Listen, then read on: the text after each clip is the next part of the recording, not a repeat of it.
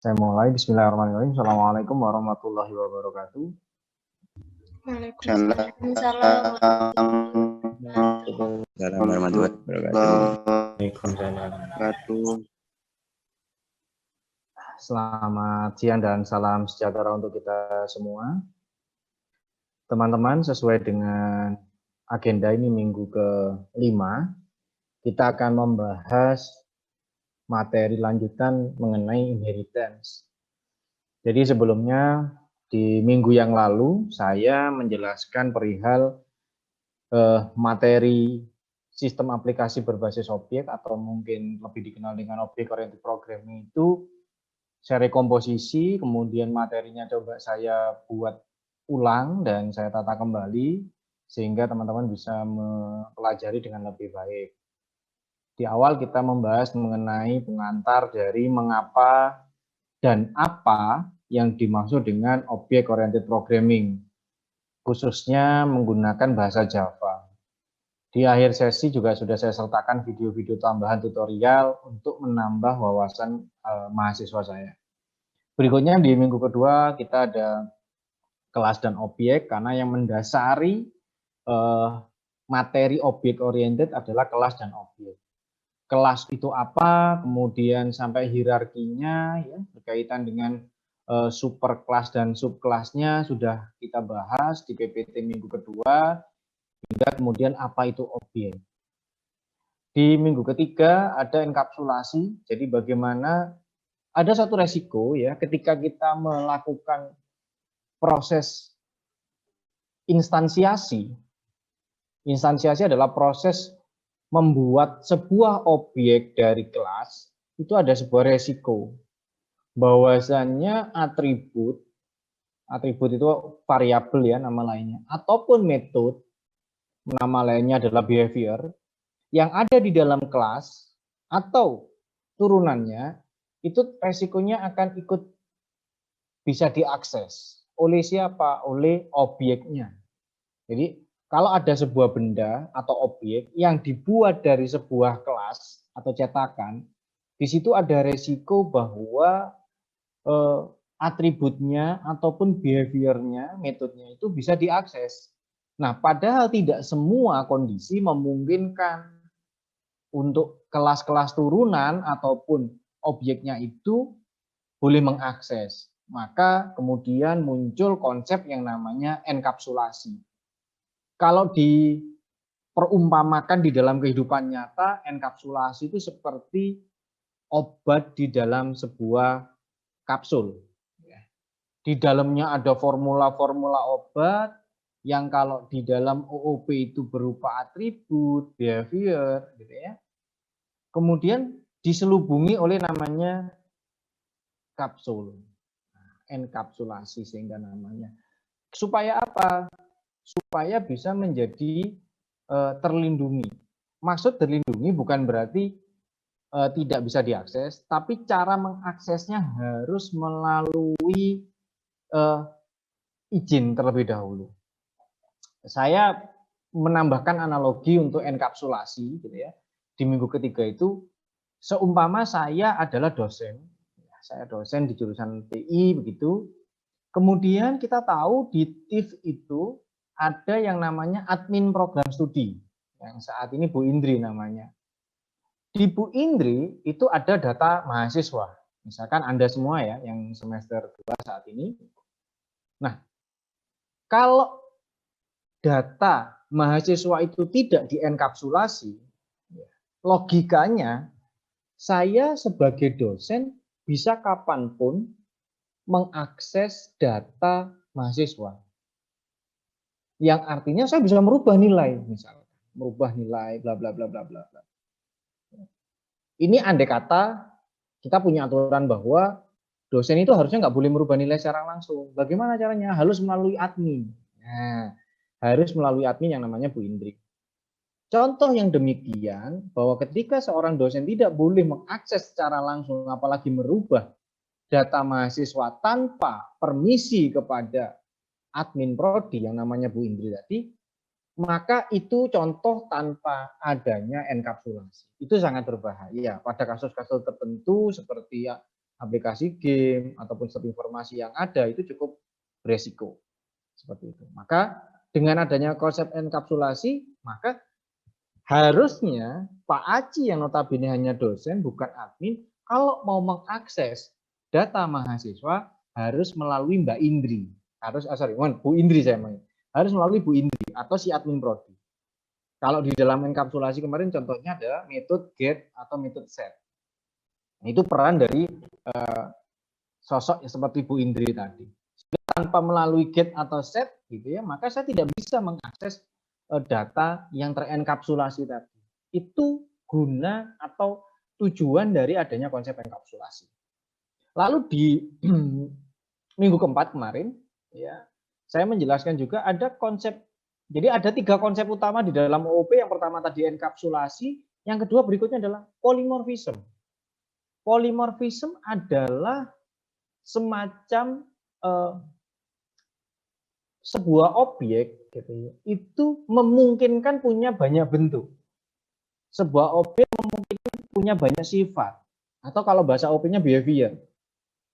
Dulu contohnya ada seorang wanita, objek wanita.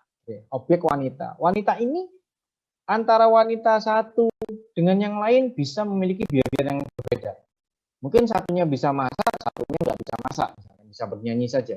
Tapi orang yang bisa masak tadi, objek wanita yang bisa masak tadi, itu ternyata tidak cuma bisa masak. Dia bisa masak sama bisa ngajar. Begitu. Yang nyanyi bisa nyanyi, juga bisa misalkan membuat puisi. Peran-peran seperti itu yang disebut sebagai polymorphism dengan banyak bentuk. Nah, juga tidak lupa di minggu kemarin di akhir slide saya memberikan tugas bahwa mahasiswa saya minta untuk mencari contoh aplikasi atau penerapan polymorphism dengan pemrograman Java. Alhamdulillah sampai hari ini tadi saya cek ada sekitar 111 yang sudah submit.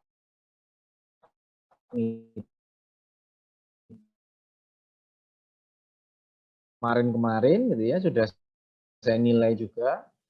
Saya nggak mau terlalu berlama-lama gitu ya.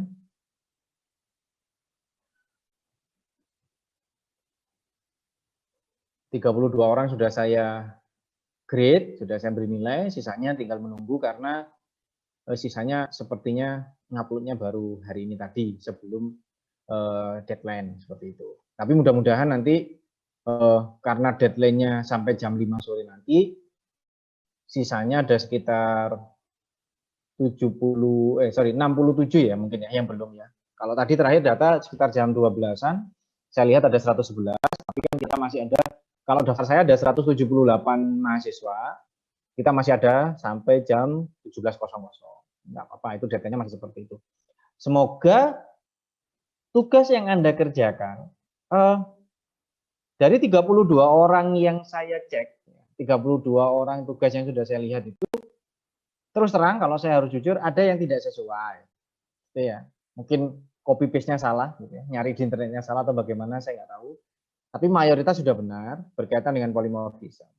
Hanya saja memang kalau Pak Aji itu kalau tugas itu menilainya tidak salah benar saja, tapi juga ada nilai penghargaan bahwa Anda sudah mau mengerjakan tugas.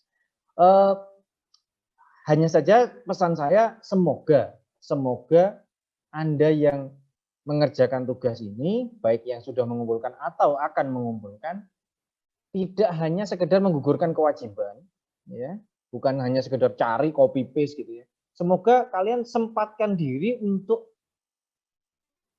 merunning program tersebut di NetBeans kalian masing-masing. Kemudian coba dipahami, karena saya pernah cerita ya, salah satu kelemahan saya saat belajar dulu zaman jadi mahasiswa, kelemahannya begini. Kalau saya hanya belajar teorinya saja, misalkan dari dosen ataupun dari buku, kadang bahasa teori itu kan bahasa definitif. Polymorphism adalah bentuk yang jamak. Kadang bahasa definisi seperti itu bagi mahasiswa kan susah untuk dipahami.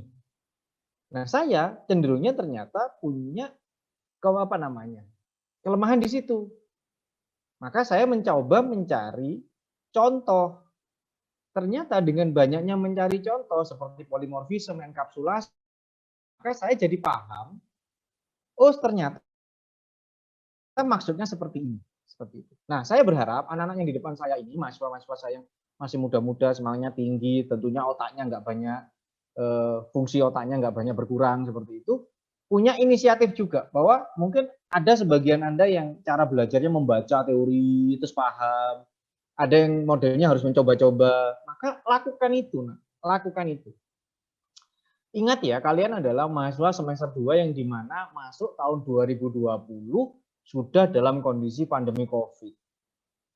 Dari awal Anda belum betul-betul bisa merasakan belajar di kampus, bertemu tatap muka langsung dengan Bapak Ibu dosen, maka harusnya kondisi yang ada sekarang tidak menjadi kendala. Karena Anda wis biasa gitu loh, bahasa Jawanya wis biasa dengan kuliah online, ya harusnya belajarnya juga tetap semangat. Seperti itu. Mungkin ada quote dulu nih sebelum memulai belajar hari ini tentang inheritance. Saya tadi mereview saja, kebiasaan saya begitu. Sebelum memulai materi hari ini saya harus mereview materi yang kemarin supaya kalian terus ingat begitu ya. Maka saya kalaupun hari ini atau kemarin-kemarin Anda itu apa ya istilahnya dihinggapi rasa malas misalkan. Wah, males aku, Pak. Kuliah seperti ini saja, seperti itu. Maka saran saya adalah Anda harus mencoba melihat ke keluarga Anda. Jadi misalkan melihat fotonya orang tua atau melihat ketika bapak ibunya berangkat kerja. Mereka bekerja keras untuk membiayai Anda, ingin Anda berhasil, ingin Anda mengenyam pendidikan yang layak. Pantaskah kita yang mahasiswa ini, yang anak ini kemudian tidak membalas kebaikan orang tua tersebut? Rasanya nggak pantas. Jadi kalau harus kuliah daring, harus menghadapi kenyataan seperti ini, ya harus tetap semangat. Kalau dikasih tugas, disuruh ngerjakan latihan, ya kerjakan supaya ngerti. Begitu. Karena orang tua itu tidak minta apapun dari anaknya. Dia hanya ingin melihat anaknya sukses. Salah satu indikasi yang bisa membanggakan orang tua adalah kalau Anda bisa sampai wisuda nantinya. Adalah cara berterima kasih termanis kepada orang kalian. Anda bisa sampai lulus dan kemudian wisuda. Nah, mari kita berdoa semoga pandemi ini segera berakhir dan kita bisa kuliah normal di kampus ini dan bisa lebih mudah di dalam memahami materi-materi yang ada di perkuliahan. Tapi yang jelas Anda sudah semester 2, nggak boleh lagi ada yang namanya patah semangat. Aduh, aku salah jurusan, aku salah prodi, aku nggak bisa ngoding. Saya katakan tidak ada orang yang bodoh, yang ada hanya orang yang malas belajar. Jadi, tolong introspeksi ke diri kalian masing-masing. Apakah kalian selama ini sudah ngerti coding, sudah bisa ngoding atau belum? Apakah kalian masing-masing sudah bisa memahami materinya dengan baik atau belum? Jika belum, Anda berarti harus menambah porsi belajarnya. Ya, karena orang yang nggak bisa bukan orang yang bodoh, tapi orang yang tidak mau belajar. Itu quotes-nya hari ini, semoga justru menambah semangat, bukan menambah pusing. Gitu ya. Saya akan masuk ke materi yang minggu kelima ini, tentang inheritance. Sebenarnya secara khusus, inheritance itu sudah berulang-ulang kali saya sebut, mulai dari mengulas pengantarnya OOP, hingga sampai yang kemarin, kelas, objek, enkapsulasi, kemudian polimorfisme. Tapi khusus hari ini, kita akan mencoba membahas lebih detail. Ya mungkin durasi kali ini nanti nggak lama ya, kita materinya nggak banyak, tapi semoga cukup mudah untuk dipahami. Ya mungkin 3 bulan sudah selesai nanti. Tapi saya akan tetap memberikan kesempatan untuk tanya jawab. Inheritance seperti yang sudah pernah saya singgung adalah proses untuk mewariskan. Jadi di sini kata kuncinya adalah relasi is-a, yaitu proses pewarisan atau inheritance adalah proses membuat kelas baru dari yang sebelumnya. Jadi, membuat kelas baru dari kelas sebelumnya atau membuat kelas anak dari kelas yang sebelumnya yang disebut kelas atau membuat subkelas dari superkelas. Nah, ngomong-ngomong soal mewariskan sama halnya kayak sekarang, misalkan saya tanya kepada Anda, taruhlah saya seolah-olah berbicara pada masing-masing orang ya, satu persatunya orang. Saya tanya begini, coba Anda rasakan, ada enggak sifat yang Anda warisi dari orang tua? Dari bapak atau ibu, dari ayah atau bunda, papa atau mama, pasti ada. Pasti ada. Justru kalau nggak ada, ditanyakan dengan baik ya, Pak, Bu, saya anak pungut atau bukan gitu ya. Kok bisa nggak ada yang terwarisi nih sifatnya gitu ya. Itu bercanda ya. Tapi justru itu harus dikhawatirkan kalau tidak ada yang diwariskan ke kita. Wariskan itu kan bukan hanya harta ya. Tapi saya lebih senang ngomongin soal sifat. Kalau ternyata ayah adalah sosok yang suka menolong gitu. Oh ternyata kok saya juga punya jiwa itu. Maka sebenarnya itu adalah pewarisan. Jadi menurunkan sifat yang ada dari orang tua kita ke Anda. Jadi kalau disebut orang tua itu adalah super kelas, Anda adalah subkelasnya. Ya, jadi Anda menurun dari apa yang ada di dalam orang tua itu. Kalau di dalam saya kembalikan ke pembahasan object oriented programming, maka apa saja yang diwariskan? Ya kedua poin ya. Kalau di kelas itu kan ada 2 poin. Satunya atribut, satunya behavior. Atribut itu wujudnya berupa variabel, sedangkan behavior wujudnya adalah metode. Ya, yang ada kurung tutup, kurung buka itu. Maka ya seluruh atribut dan behavior yang ada di dalam kelas supernya atau parent kelasnya itu akan menurun semuanya atau terwariskan semuanya ke subkelasnya atau anak kelasnya. Seperti itu. Bedanya adalah bahwa boleh nggak Pak kita menambahkan atribut lain ataupun behavior lain di anak kelasnya? Boleh. Jadi contoh, ibunya gemar menabung, kemudian ayahnya suka menolong. Maka otomatis anaknya pasti punya 2 sifat ini, gemar menabung dan suka menolong. Tapi apakah si anak apakah si anak boleh ditambah sifat lagi? Misalkan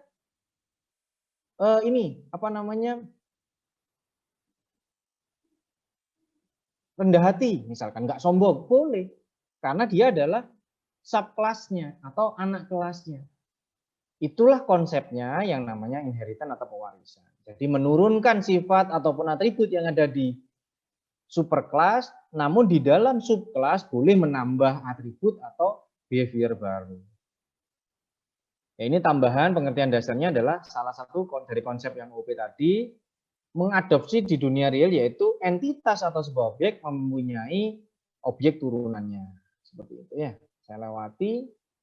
Suatu kelas yang memiliki kelas turunan itu dinamakan parent class. Jadi kalau ada satu kelas yang diturunkan menjadi kelas yang lain, maka kelas yang ada tadi itu disebut sebagai parent class atau base class atau super class. Ada 3 istilah ya, di situ kurang satu. Jadi ada parent class, super class atau base class, itu sama. Itu kelas utama yang di pojok atas, seperti itu. Sedangkan kelas turunannya itu bisa disebut subclass atau child class. Jadi subclass atau child class itu mewarisi apa yang dipunyai oleh parent class-nya.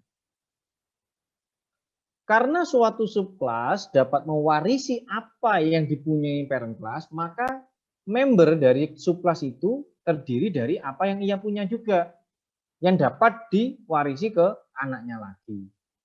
Kesimpulannya nanti, bahwa suatu subkelas tidak lain hanyalah sebuah perluasan dari parent class. Makanya kemudian kata kunci yang mohon dipegang dan mohon diingat, kata kunci untuk menandai sebuah inheritance di dalam object oriented programming itu kata kuncinya adalah extend. Dari arti secara harfiahnya adalah perluasan. Jadi anak itu adalah extend dari orang tua. Anak hanyalah perluasan sifat dan atribut dari orang tua. Seperti itu. Keuntungannya sekarang, apa kita bahas panjang-panjang soal inheritance kalau kita nggak ngerti keuntungannya? Yang pasti kalau nggak ada keuntungan, pasti konsep nggak akan dipakai. Yang pertama, jadi codability atau kode programnya bisa digunakan berkali-kali. Cukup menuliskan 1 kali dan itu bisa digunakan untuk berbagai orasi atau berkali-kali dipanggil seperti itu. Jadi kalau misalkan ada kelas manusia, gitu ya. Ada kelas manusia. Kalau tidak menggunakan konsep inheritance, maka setiap Anda membuat manusia baru, maka kode program manusia yang mungkin 10 baris itu ditulis ulang, ditulis ulang, ditulis ulang. Seperti itu. Bayangkan kalau satu manusia aja codingnya 10 baris, maka kalau ada 10 manusia ya 10 dari 10 baris, jadi 100 baris. Padahal kalau dengan konsep inheritance, keseluruhan konsep manusia kita tulis codingnya, lalu di berikutnya tinggal manggil, tinggal manggil, tinggal manggil. Atau bahasanya tinggal inheritance, tinggal extend saja. Maka sudah menjadi 10 manusia yang berbeda. Itu code reusability yang pertama. Yang kedua adalah satu superclass dapat digunakan untuk sejumlah atau beberapa subclass. Nanti ada istilahnya hierarkinya. Kemudian yang ketiga, tidak perlu melakukan perubahan di semua kelas turunan. Nah, ini yang menarik. Menarik ya. Kalau konsepnya tadi turunan, contoh misalkan begini. Tadi ada orang tua dengan sifat suka menabung dan suka menolong. Ya. Maka sifat itu sekali lagi otomatis diturunkan atau diwariskan kepada subkelasnya atau anak kelasnya. Nah, kalau saya mau merubah gitu ya, maka misalkan yang suka menabung saya rubah menjadi suka berlibur.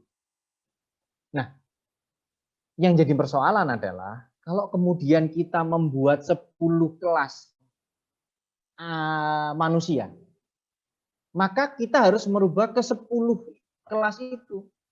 Kelas 1 dirubah, suka menabung dirubah menjadi suka berlibur. Kelas kedua, suka menabungnya dirubah. Kelas ketiga dirubah. Kalau ada 10 kelas yang sama, Anda harus merubah 10 kali. Dan ada resiko, ada yang terlewat. Ada resiko, ada yang terlewat. Ada kelas yang tidak dirubah. Maka kalau dengan konsep inheritance, hal itu bisa ditekan kesalahannya. Jadi dengan adanya inheritance, pewarisan, kita cukup merubah sifat atau behavior ataupun bahkan atribut yang ada di parent class. Kita rubah satu, maka keseluruhan dari anak-anak yang mewarisi sifat itu akan ikut berubah. Itu otomatis. Jadi kita tidak perlu berubah satu persatu di dalam kelas turunannya. Yang berikutnya adalah pewarisan digunakan untuk menghasilkan objek lebih dominan. Maksudnya kita bisa mendefinisikan kebutuhan terhadap sebuah entitas objek itu di sebuah kelas sehingga kita kemudian tinggal menurunkan seperti itu. Pewarisan bisa menghindari duplikasi dan redundansi, jelas. Karena diringkas dalam bentuk kelas, ya, kemudian diturunkan menjadi subclass, maka banyak hal yang redundan atau ganda-ganda seperti itu bisa dihindari. Sehingga coding program bisa lebih ringkas. Terakhir, pewarisan digunakan untuk menghindari kompleksitas ruang. Nah, maksud saya di sini lebih kepada ruang memori seperti itu. Contoh sederhananya begini deh. Kalau tanpa pewarisan, Anda ngoding mungkin butuh 500 baris. Tapi dengan inheritance bisa itu tersingkat atau teringkas menjadi hanya 150 baris. Maka bayangkan kebutuhan akan memori pada saat diproses jauh lebih kecil dengan proses OOP dan inheritance-nya. Maka kebutuhan akan untuk waktu kompilasinya, jadi waktu komputer berjalan memprosesnya juga akan lebih singkat. Seperti itu, teman. Next. Nah, contohnya seperti ini. Ini saya ambil dari websitenya Modern Games. Contoh misalkan saya buat superclass namanya vehicle atau kendaraan. Maka secara logika atribut atau behavior apa saja nih yang harus ada di dalam vehicle. Maka gini, cara berpikirnya adalah apa-apa saja yang harus didefinisikan di dalam kelas vehicle itu kita harus berpikir secara umum. Kiranya apa ya hal-hal umum yang ada di dalam kendaraan? Misalkan, contoh, kendaraan itu salah satu behaviornya adalah bisa bergerak. Namanya juga kendaraan. Jadi behavior salah satu perilaku atau behaviornya adalah bisa bergerak. Maka ketika metode bisa bergerak atau metode gerak gitu ya, saya sederhanakan, kita tulis di kelas vehicle, lalu kelas vehicle kita turunkan menjadi kendaraan beroda dan kendaraan yang tanpa roda, maka kedua kelas turunannya itu otomatis akan mewarisi sifat bergerak tadi. Seperti itu. Tapi hati-hati. Pertanyaannya jangan sampai kemudian kita tulis juga bahan bakar. Karena apa? Kita harus yakin kalau bahan bakar itu kita tulis di dalam kelas vehicle, apakah di bawahnya itu semuanya butuh bahan bakar? Kalau tidak, maka jangan dimasukkan di kelas vehicle. Kenapa? Karena itu yang akan diwariskan nanti. Gitu teman-teman ya. Kelihatannya konsepnya sederhana, harus penuh dengan hati.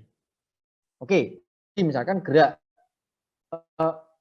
Kira-kira contoh biasanya gerak. Kalau atributnya apa Pak? Misalkan dimensi atau ukuran panjang, lebar, tebal misalkan. Kendaraan tuh punya dimensi. Oke, sudah. Atribut sudah, behavior sudah, gerak tadi. Diturunkanlah itu tadi, diturunkan dengan skema hierarkinya menjadi wheel, vehicle, menjadi wheel atau wheelless ya. Jadi beroda dan tidak beroda. Yang beroda otomatis sudah dia mewarisi sifat tadi, yaitu dimensi dan behavior gerak tadi. Otomatis sudah punya. Maka apa nih yang membedakan sekarang? Atribut atau behavior apa yang membedakan antara wheel, vehicle yang tanpa roda tadi? Oh ya, misalkan jumlah roda ya atau ukuran rodanya. Maka informasi barusan tentang roda tadi itu silakan ditulis di kelas turunan yang vehicle. Jangan ditulis di kelas vehicle-nya. Itu yang dinamakan bahwa anaknya boleh tambah-tambah. Oke, kemudian wheel vehicle tadi sudah punya turunannya yaitu dimensi kendaraan sama gerak. Kemudian di wheel vehicle ditambahi jumlah roda sudah tambah. Maka diturunkan menjadi kelas sedan dan sepeda panjang. Maka itu nambah lagi. Kalau yang ini ada bahan bakar, kalau pancal tidak bahan bakar dan seterusnya dan seterusnya. Nanti mobil dipecah lagi menjadi ada mobil roda 4, roda 6, roda 12, seterusnya dan seterusnya. Seperti itu. Yang non wheel mungkin laut, kapal laut dipecah lagi, speedboat, ada yang mungkin pakai payung dan seterusnya. Seperti itu teman-teman. Nah, ini cukup mudah untuk dipahami. Lanjut. Sekarang bagaimana untuk mengimplementasikan itu ke dalam sebuah coding? Tadi sudah saya sebut ada kata konsisten sebagai bentuk perwakilan dari perluasan itu tadi, bahwa inheritance itu perluasan dari kelas orang menjadi kelas anak gitu ya. Maka pun demikian Java mengadopsi itu. Jadi Java itu nulisnya caranya adalah misalkan B itu misalkan hasilnya ya, maksudnya B itu adalah anak kelasnya, sedangkan A adalah parent kelasnya. Maka tulisnya adalah public class B extend A, bahwa itu di extend dari A. Seperti itu. Itu deklarasi dasarnya inheritance di dalam OOP Java. Seperti ini. Sebenarnya secara default ya, semua kelas yang ada di dalam Java yang kita create gitu, public void gitu-gitu, itu sebenarnya mewarisi ada yang namanya kelas objek. Di mana Pak kelas objek? Di dalam compiler Java. Itu bawaannya Java. Jadi setiap kelas yang kita create pertama kali public void main, public void apa begitu, itu semuanya merujuk pada ada kelas yang namanya objek. Itu bawaannya dari Java. Jadi misalkan public class A, pada saat dikompilasi itu sebenarnya yang terjadi adalah seolah-olah tulisannya public class A extend dari objek. Ada di, jadi kalau mau dicari itu ada di dalam compiler Java-nya. Kemudian kapan kita menerapkan inheritance? Nah, ini pertanyaan yang menarik. Kapan kemudian inheritance itu, kalau tadi sudah paham tentang konsep inheritance dan pewarisannya, maka kemudian kapan nih implementasinya? Yaitu kita membuat, kita menerapkan inheritance pada saat kita menjumpai atau ada dalam kondisi yang suatu kelas itu ternyata bisa diperluas. begitu. Maka kita saat itu adalah saat yang tepat untuk kita melakukan inheritance. Contoh kasusnya begitu. Misalkan ada public class pegawai, di mana pegawai punya atribut nama sama atribut gaji. Nah, kira-kira pegawai itu bisa diperluas nggak? Bisa. Karena pegawai itu macam-macam. Misalkan ada pegawai tetap, pegawai tidak tetap, ada pegawai dosen, ada pegawai teknisi, ada pegawai administrasi, ada pegawai yang tingkatnya manajer, ada yang pegawai tingkatnya operasional dan seterusnya. Maka definisi pegawai itu cukup luas. Nah, kalau kita tahu bahwa ada entitas yang cukup luas seperti ini, maka kita bisa mengextend berarti. Kita bisa memecah lagi. Nanti di review lagi ya, di pertemuan 2 itu ada hierarki kelas ya, ada super kelas, subkelas itu kelihatan gambarnya. Dengan contoh Elisnya juga. Nah, tadi kemudian ada kelas manajer misalkan, public class manager, ada string nama, gaji sama departemen. Nah, kalau diperhatikan ya, di dalam kelas manajer itu sebenarnya ada dua atribut yang sama dengan kelas pegawai yang tadi, yaitu string nama dan string double gaji. Cuma yang membedakan hanya string departemen. Nah, kalau begini, kenapa harus ditulis sendiri-sendiri? Itu cukup memboroskan tenaga dan memboroskan memori. Maka contoh keadaan seperti inilah saat yang tepat kita menerapkan yang namanya inheritance. Jadinya dua kelas tadi memiliki member ataupun atribut yang sama, yaitu nama dan gaji. Statusnya ini bisa diringkas. Jadi misalkan kalau mau saya tulis sebagai public class manager extend pegawai. Jadi dengan adanya kata kunci extend pegawai, maka program memerintahkan untuk kelas manajer itu mewarisi atau mengcopy paste atribut yang ada di kelas pegawai. Di kelas pegawai tadi punya nama dan gaji. Tinggal di dalamnya, tinggal kita menambahkan atribut atau behavior yang khusus tadi, yaitu string departemen. Sehingga yang harusnya jadi 4 baris bisa jadi cuma 2 baris. Nah, dari sini kan sudah kelihatan teman-teman efeknya. Nah, bayangkan kalau 200 baris bisa dikurangi menjadi setengahnya 100 baris. Wah, luar biasa. Cara kerjanya kita ngodingnya bisa lebih cepat dan lebih efektif. Sekali lagi saya nggak bosen kalau ngasih contoh di bidang game. Karena apa? Bagi saya kehidupan manusia milenial seperti kita itu pastilah satu kali dalam seumur hidup pasti pernah main game di komputer ataupun di HP. Itu banyak sekali contoh karena memang di game itu kompleks. Kalau kita mau mencari contoh penerapan OOP di game, waduh sangat banyak sekali. Misalkan inheritance tadi, misalkan public class monster extend musuh gitu. Padahal sebelumnya kita sudah mendeklarasikan kelas musuh atau kelas enemy dengan berbagai atribut dan sifat-sifatnya. Sehingga ketika kita punya musuh berupa monster, berupa misalkan siluman seperti itu, maka kita di kelas siluman dan monster kita tinggal mengextend dan kita tinggal menambah sifat-sifat pembedanya atau atribut-atribut pembedanya. Sangat-sangat sangat-sangat sudah terbukti gitu ya betapa efektifnya dengan menggunakan konsep inheritance. Berikutnya ya ini ada yang single inheritance dan kurang lebih seperti ini gambarnya. Sorry teman-teman, bentuk diagram yang Anda lihat di layar itu namanya kelas diagram. Itu ada di bagian UML. Insya Allah kalau nggak di materi minggu depan, ya di materi minggu ke-7 akan saya tambahkan materi tentang UML.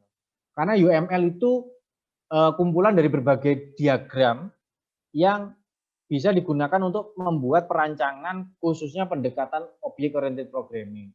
Ada sekitar 9 diagram, tapi paling enggak Anda bisa paham 2-3 saja sudah cukup. Untuk apa Pak manfaatnya belajar UML nantinya? Ya kalau Anda mau ngoding, bikin aplikasi, tugas, ataupun skripsi, salah satu alat bantu untuk merancang konsep OOP paling enak dengan UML. Salah satunya kelas diagram. Nah di sini kita bisa lihat, itu ada parent class namanya employee atau pegawai. Itu kita definisikan ada atribut nama, kemudian salary dan tanggal lahir, kemudian ada get detail untuk behaviornya. Lalu di sana kita extend menjadi engineer, manager, sekretari. Kemudian manager juga masih di extend menjadi director dan seterusnya. Ini contoh namanya inheritance. Seberapa banyak Pak kita bisa menurunkan sifat? Ya tidak terhingga teman-teman, tergantung pada kasus. Kalau kita bikin super kelasnya animal, wah itu nanti kan dipecah lagi animal bisa di extend lagi menjadi animal macam-macam ya. Ada yang berkaki 4, ada yang berkaki 2, tidak berkaki. Nanti yang berkaki 4 juga didefinisikan ada yang makan rumput, makan daging dan seterusnya. Dan banyak lagi. Jadi ini namanya hierarki teman-teman. Jadi kalau kita menyebutnya mungkin struktur organisasi gitu ya. Kalau dalam sebuah organisasi ada ketua, anggota. Nah ini adalah hierarki. Next. Nah berikutnya adalah bagaimana mengaksesnya gitu ya. Mengakses membernya yaitu kita gini. Kalau untuk mengakses member itu maksudnya yang dimaksud member itu atribut sama behavior ya. Jadi member yang ada di parent class dari subclass itu sama sih seperti halnya mengakses member dari subclass itu sendiri. Misalkan dengan menyebut atribut atau behaviornya. Contoh seperti ini. Jadi kalau misalkan kita mau mengisi data nama dan departemen, caranya seperti itu. Di dalam public class manager extend pegawai, maka kita tinggal sebutin aja nama sama dengan N, departemen sama dengan D. Sudah, maka namanya terisi, departemennya juga terisi. Dalam dunia real, suatu entitas bisa diwariskan sebagian dari apa-apa yang dia punyai. Demikian juga di OP. Suatu parent class tidak mewariskan sebagian kepada subclass. Jadi boleh-boleh saja. Sebagai contoh kita verifikasi pegawai tadi. Misalkan ada pegawai itu tadi ada string nama dan double gaji. Lalu untuk kompilasi seperti itu. Ada kesalahan gitu ya. Kenapa? Ini membuktikan bahwa kelas manajer tidak mewarisi data member nama dari parent kelasnya. Nah, kenapa? Karena tidak ada proses untuk mewariskan. Kemudian di dalam membatasi, nah ini hubungannya sama enkapsulasi kemarin, itu ada beberapa jenis modifier. Jadi kalau Anda mau bikin atribut atau behavior, itu ada modifier yang bisa dipakai, ada di privat, protected, public, ataupun tanpa modifier, dalam hal ini default. Ya. Seperti itu. Maka itu untuk membatasi mana variabel ataupun metode yang bisa diakses dari kelas yang sama, package yang sama. Maka disitulah kata kunci modifier seperti protected, public, dan lain sebagainya bisa dipakai. Ini contoh-contohnya ada di sini teman-teman, silakan nanti dibaca. Caranya mengakses sesuatu variabel dengan kata kunci private, kemudian yang lain sebagainya, itu ada contohnya di sini. Nah, itu tinggal dibaca. Atau kalau saran saya sih sebenarnya dicoba di NetBeans-nya. Jadi sambil ngetik ulang, sambil belajar gitu, nanti akan jadi paham. Ini penjelasannya di private, sekarang protected, seperti itu. Nah, seperti itu teman-teman. Jadi ini hanya contoh-contohnya saja. Kemudian tadi ada istilah konstruktor, ya.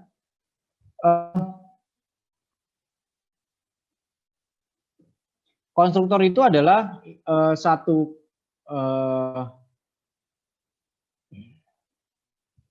metode yang gunanya hanya untuk mendefinisikan atau menginisialisasi awal saja, dan ini tidak diwariskan kepada subkelasnya. Di materi sebelumnya sudah saya jelaskan tentang konstruktor. Nah ini contoh ya, kan ada contoh lagi.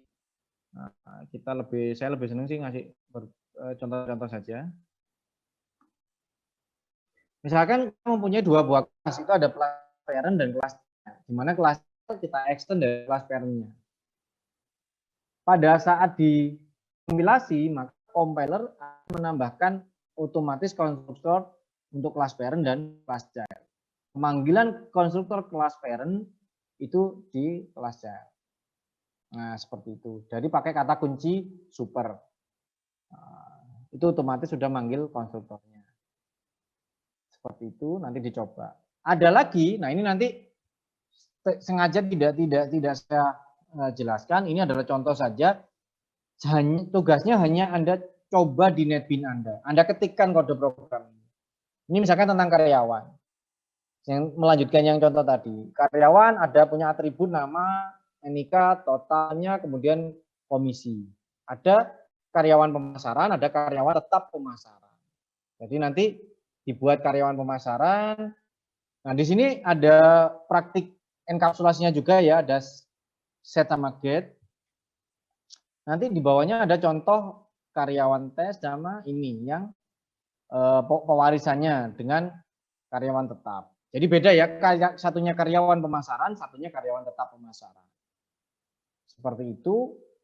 Sekali lagi saya minta kalian untuk mencoba di-download materinya dan mencoba-coba. Jadi contoh-contoh coding silakan diketik di Netbeans dan dicoba diperhatikan outputnya seperti apa. Karena kita nggak ketemu langsung, jadi saya khawatir kalau nggak diperintah begitu. Nanti saya demokan kalian ya sia-sia saja. Tapi kalau saya perintahkan untuk kalian sendiri mencoba, maka itu akan menjadi lebih mudah untuk dipahami. Seperti biasa di bagian akhir saya sertakan adanya video-video tutorial tambahan mungkin untuk menambah wawasan.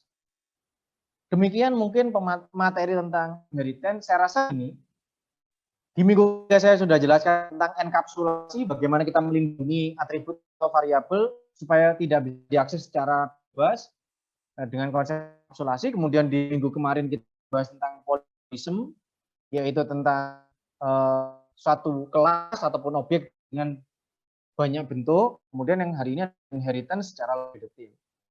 3 prinsip utama OP sudah saya sampaikan, yaitu inheritance, polymorphism, dan enkapsulasi. Besok minggu depan kita akan belajar hal lagi, tapi saya janji nambahkan UML. Demikian teman-teman, adakah yang mau ditanyakan mengenai materi Object-Oriented Programming? Silahkan. Jangan lupa setelah mengikuti perkuliahan ini untuk download materi, dipelajari, kemudian mengisi presensi, dan bagi yang belum mengumpulkan tugas, monggo saya persilakan untuk jangan sampai lewat di jam 5, karena setelah lewat jam 5 ya resiko ditanggung penumpang ya, kalau nggak bisa submit. Demikian, pertanyaan silakan, bagi yang bertanya boleh lewat chatting ataupun melalui suara langsung, bisa menginterupsi saya. Silakan, ada pertanyaan?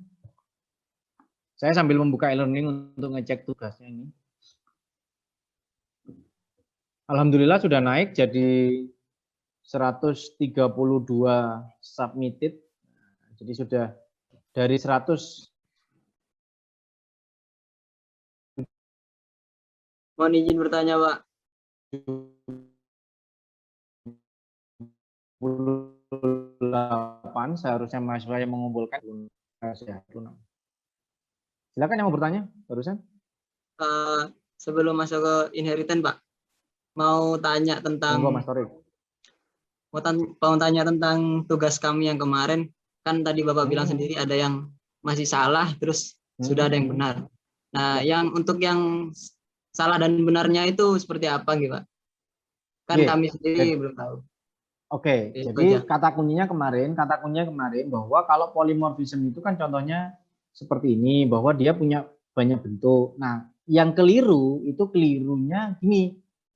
Kalau dalam konsep polymorphism itu ada kemungkinan contoh program kalau kalian nyari di internet ya, ada kalanya di dalam situ itu ada konsep enkapsulasi seperti itu. Tetapi ini saja konsep enkapsulasi saja tanpa adanya polymorphism. Nah, kalau kemarin kan seperti ini contohnya. Nah, misalkan kodenya seperti ini. Jadi ketika ada frog yang di-extend dari animal, kemudian co juga di-extend dari animal seperti itu. Kemudian ada yang dynamic sama atau statik. Ini salah satu nggak masalah, boleh-boleh saja. Contohnya seperti ini. Nah, sorry kurang besar ya. Saya besarin. Insya Allah ini di materi kemarin juga sudah ada.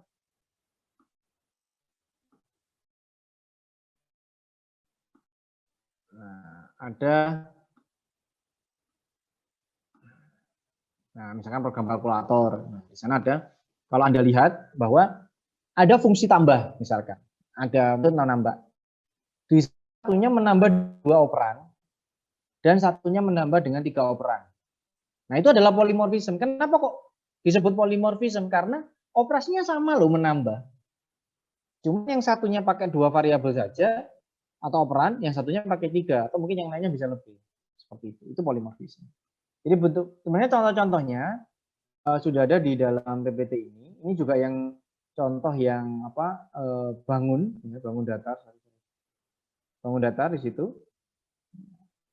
Kalau Anda lihat dari kelas bangun datar, itu dia punya 2 metode yang namanya luas dan keliling.